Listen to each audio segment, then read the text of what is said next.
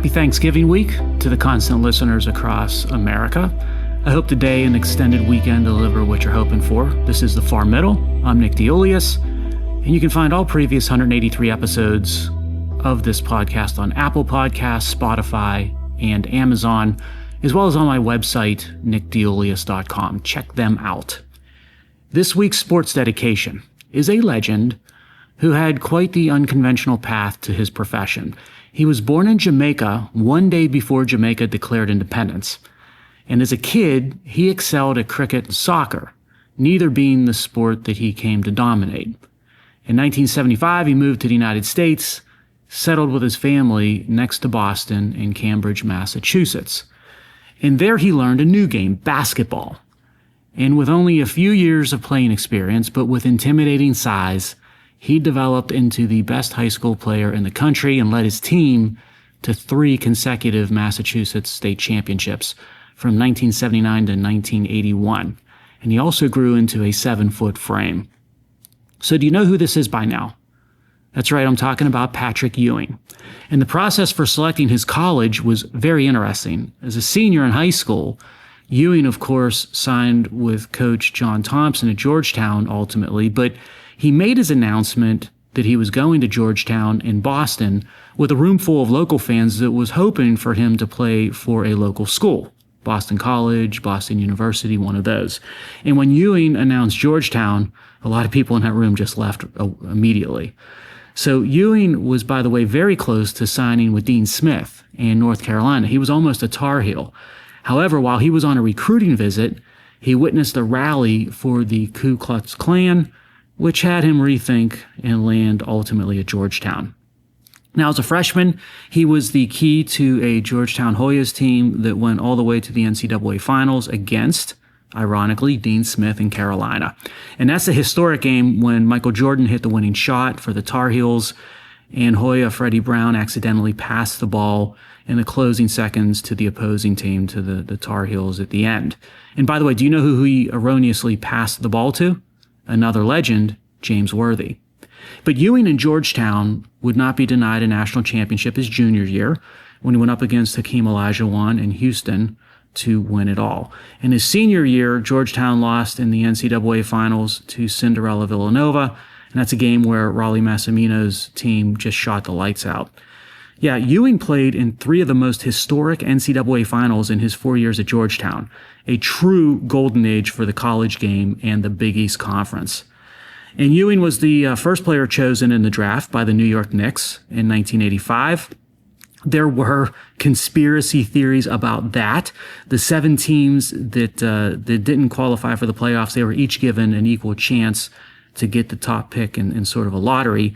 Each team had its name and its logo on an envelope, and those envelopes were placed into a hopper, and they were spun to shuffle them up. And then you had Commissioner David Stern. He put his hand in there, drew an envelope from inside to determine who got the first pick and basically who got Patrick Ewing.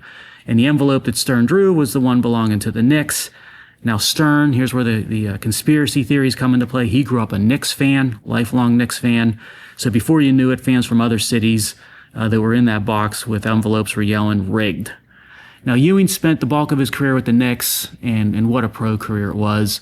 11-time All-Star. He never won an NBA title, but he played during a really tough time to win a title. He went up against truly special teams in a golden era of pro hoops. So he went up against the Lakers in their heyday with Showtime, the Celtics, the Rockets were really good during that era, and the Pistons. Those were all basically dynasty teams where they won multiple titles. And he did also win a few gold medals in the Olympics, and he was part of that 1992 Dream Team. I loved Big East basketball as a kid. St. John's and Louis Carnesecca, Georgetown and John Thompson, Syracuse and Boeheim, Seton Hall and Carlissimo, Villanova and Massimino, even Providence for a while there had a young Rick Pitino. There hasn't been anything like it since in college basketball. And, Patrick Ewing, he was in the middle of it all, becoming one of the greatest college players of all time and also a member of the NBA 75th anniversary team. So episode 184 is dedicated to Patrick Ewing. That dedication is a nice starting point for our connections of the week.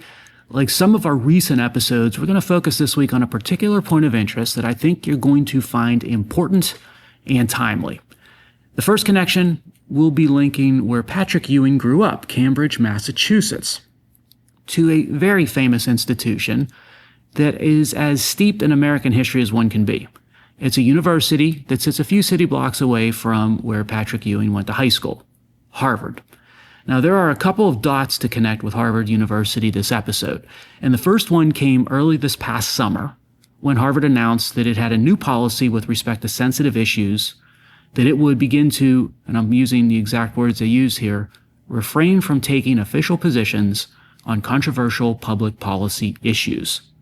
Now, that is quite the departure from what Harvard embraced prior, particularly with social justice and Israeli-Palestinian issues. I'll remind the constant listeners of what Harvard did immediately after the October 7th, 2023 Hamas terror attack. It refused to denounce the mass murder of innocents, and that's unbelievable even to this day. And at the same time, students and professors on campus, they demanded that Harvard criticize Israel. So this new position unveiled by Harvard earlier this summer, it's an improvement from what we saw right after the October 2023 terror attacks. And it's going to be interesting to see how Harvard as an institution behaves relative to its new stance of refraining from official positions on controversial public policy issues. And especially as they're trying to do that when conflict in the Middle East continues to boil, and how it's going to be able to stick to its position post the 2024 U.S. elections. So your host is going to be watching closely, and will be sure to report back if interesting events unfold in or around the Harvard Yard. This Harvard talk sends us to the next connection, Bill Ackman. Ackman is a Harvard alum. He's also famous in the investing world and capital markets because he's a billionaire and hedge fund manager. He founded and is CEO of Pershing Square. That's a well-known and large hedge fund. His investment approach is best described as aggressive. I know that's not atypical for a hedge fund CEO, and that aggressiveness has made him a well-known activist investor.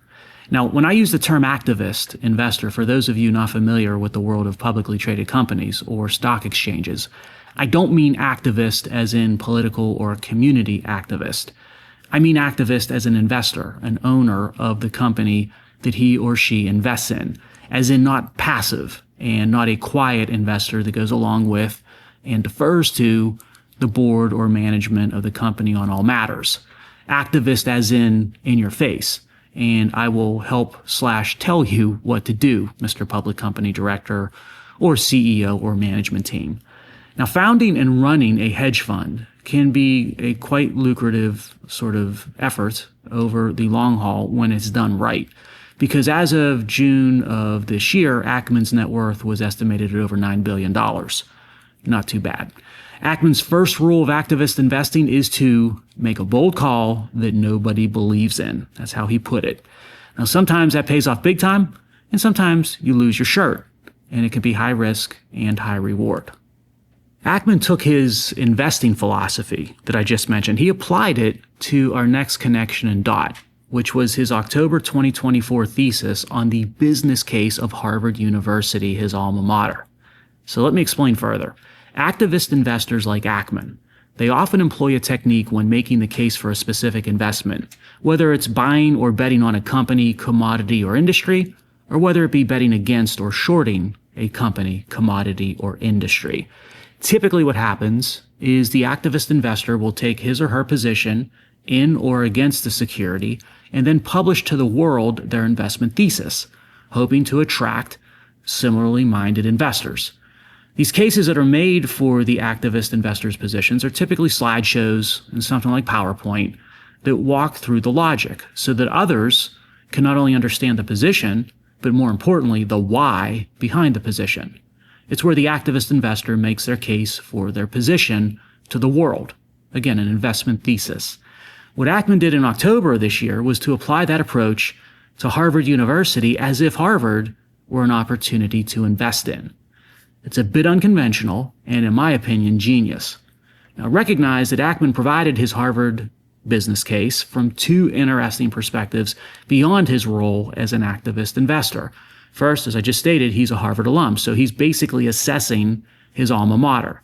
Second, Bill Ackman is Jewish, and like many Jews and many non-Jews, such as myself, he had a major problem with the way elite academia and those institutions, including Harvard, behaved and administered situations on campus following the October 7th atrocities by Hamas that occurred last year in Israel. Now, we're going to cover a summary of Ackman's assessment for Harvard, but note that you can view the entire presentation online by simply searching Bill Ackman and Veritas. Veritas, of course, is Latin for truth, and when you type in Veritas, put a question mark at the end because he does have that question mark in the title of his investment thesis.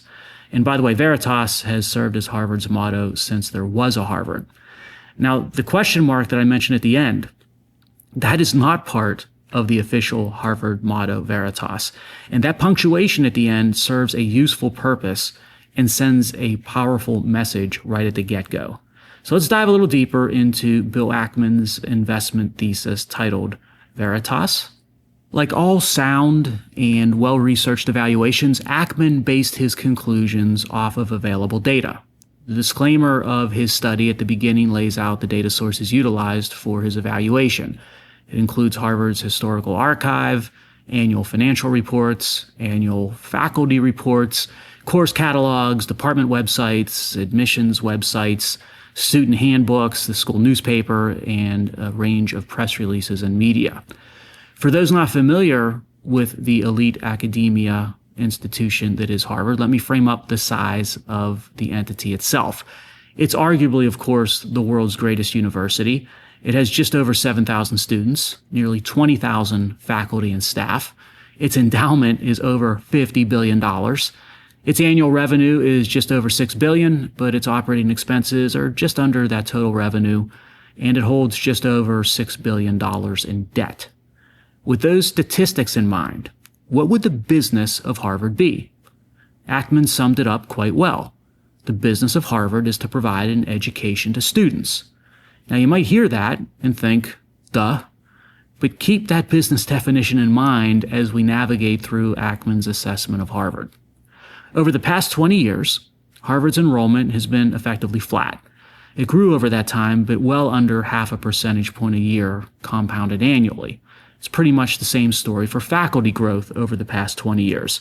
Faculty growth came in at slightly higher compounded annual growth rate than enrollment, but still at only 0.5%. And since 2011, faculty hasn't grown at all. But as we've discussed many times in prior episodes of The Far Middle, and as I also wrote about extensively in my book Precipice, The Left's Campaign to Destroy America, Harvard's administrative army has grown at nearly 2% a year on a compounded annual basis. It was under 13,000 staff in 2004, and now it sits at over 18,000 in 2024. And as that administrative staff and bureaucracy have exploded, guess what else exploded? If you answered all-in tuition, you get a prize. Because over the past 20 years, the all-in tuition to attend Harvard has doubled and has grown at 4% per year, which is much higher than the general inflation rate. Today, all-in tuition for 4 years at Harvard costs over $300,000. Meanwhile, during the same period, Harvard's endowment grew to record size from $23 billion in 2004 to $51 billion today. Now, you roll all of that together, all of that data, and you would, as Bill Ackman did, conclude Harvard is a business that has grown, but not by serving more students, or what some might call its customers, but instead it grew by increasing price that it imposed upon a flat and set number of students or customers. Ackman provides a cash flow statement for Harvard.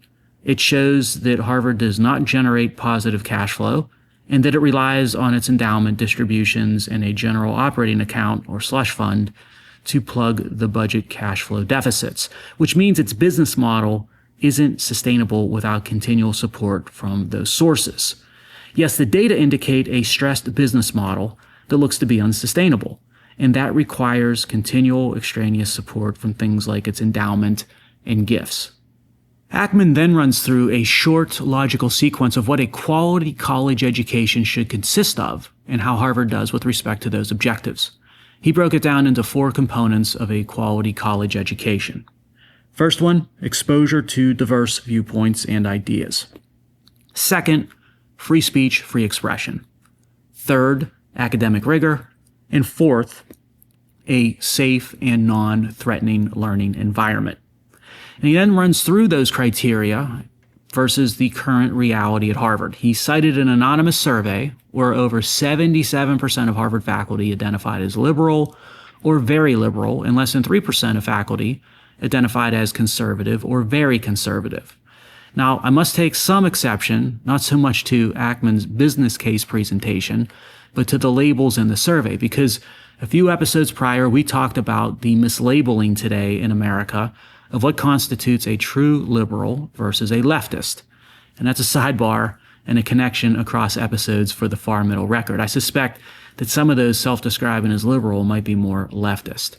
Anyway, he also pointed out that privately, faculty complain of the need to self-censor what they say, which isn't something that would be conducive to an institution of higher learning.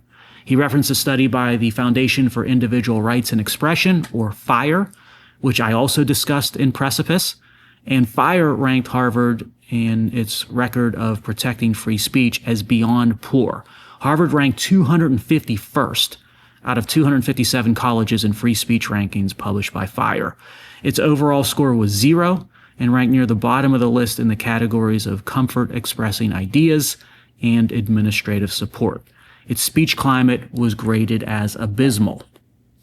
Academic rigor was that third component of a quality education that Ackman identified. So how's Harvard doing there? Well, Harvard's average GPA has increased from about 2.6 in 1960 to about 3.8 today. At Harvard today, every student seems to be exceptional, and everyone deserves and indeed receives an A.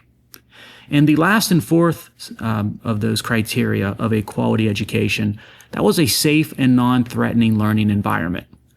Ackman cited media reports of how Jewish students faced anti-Semitism on campus and how Muslim students filed complaints against Harvard complaining discrimination, not the type of things that you would expect to see in a safe and non-threatening learning environment. In summation, Ackman concludes that none of his 4 pillars of a quality education have been met to an acceptable level by Harvard. Harvard's faculty lacks diverse viewpoints. Harvard ranks near the bottom when it comes to free speech. Harvard suffers from rampant grade inflation, and the university has not created a safe learning environment for all. What is, or what are the causes of all this? Well, Ackman provided some insight to the answer in his analysis, so let's make a connection to that as our next dot. Ackman diagnosed a key root cause, if not the root cause, and it ties to what Harvard's mission has evolved to. In 1643, way back then, Harvard's first mission was simply its motto, Veritas, again, or the truth. A few years later, in 1646, the Laws, Liberties, and Orders of Harvard College encouraged students to, using its words, seek wisdom, which likely borrowed a quote from Proverbs in the Bible. So far, so good. In 1650, a charter established that the institution should provide for, again, using the direct wording, good literature, arts, and sciences to educate the youth in knowledge and godliness. And then later down the road, Harvard established a mission statement that was quite consistent with the prior positions we just covered.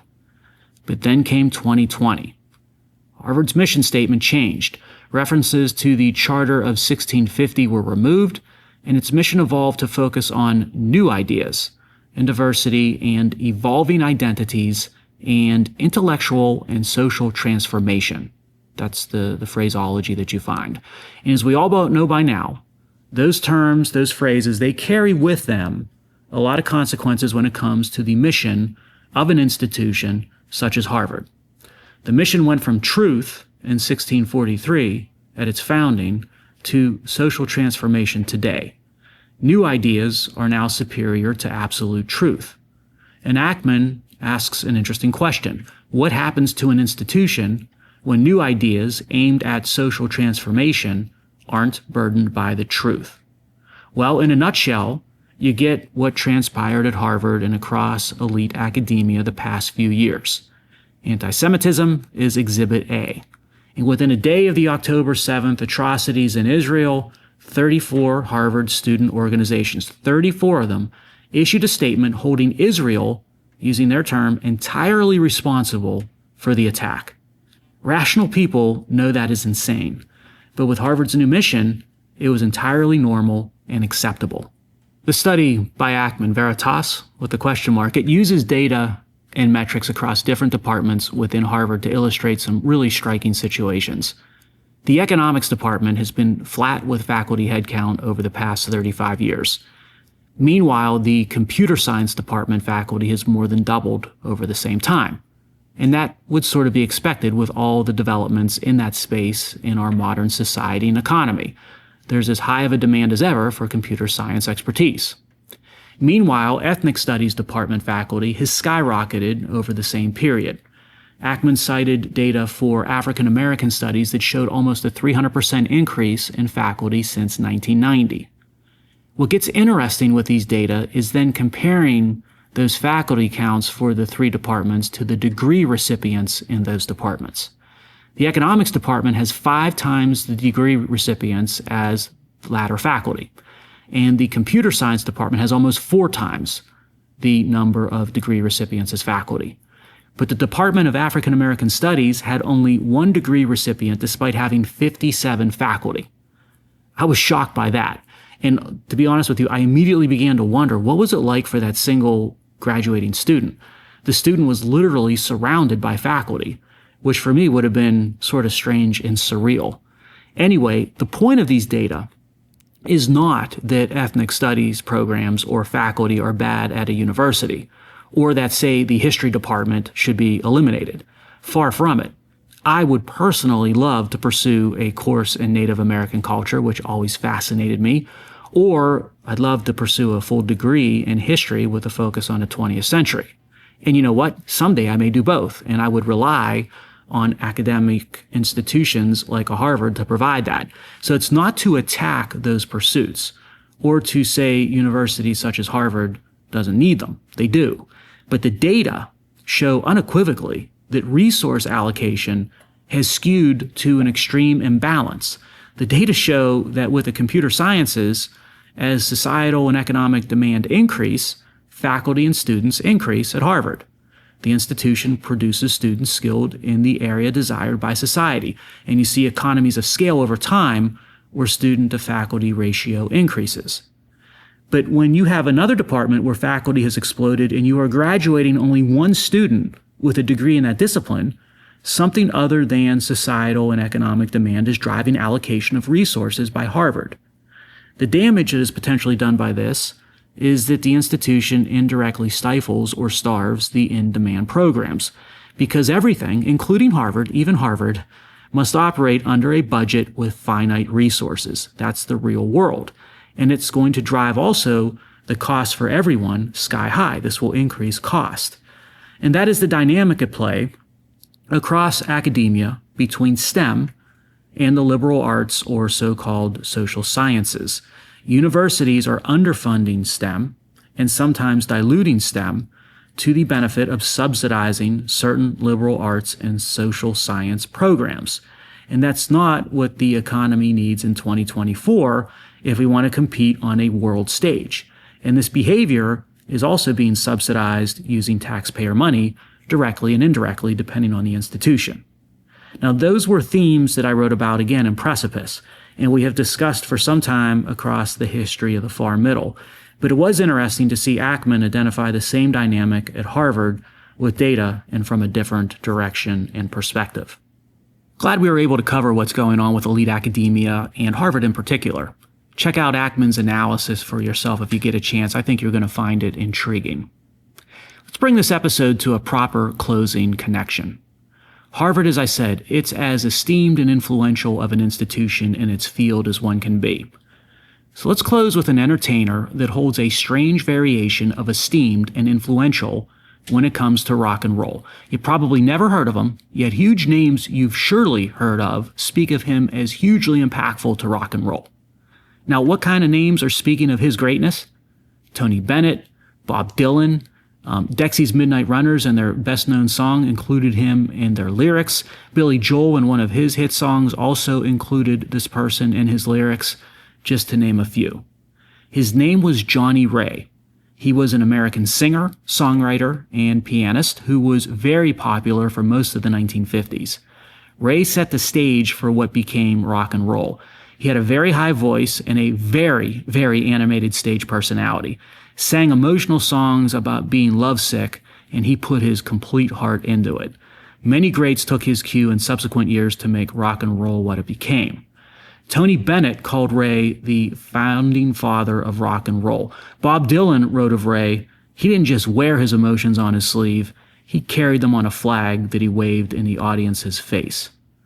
Footage of Ray arriving at London Heathrow Airport in 1954, that was featured in the 1982 music video for Dexy's Midnight Runners hit single, Come On Eileen, and the lyrics of that song also mention him when they stated, "Poor old Johnny Ray sounded sad upon the radio, moved a million hearts in mono."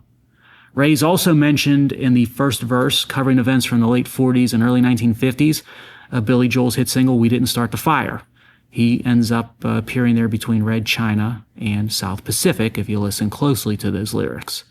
And if you want quintessential Johnny Ray, listen to The Little White Cloud That Cried.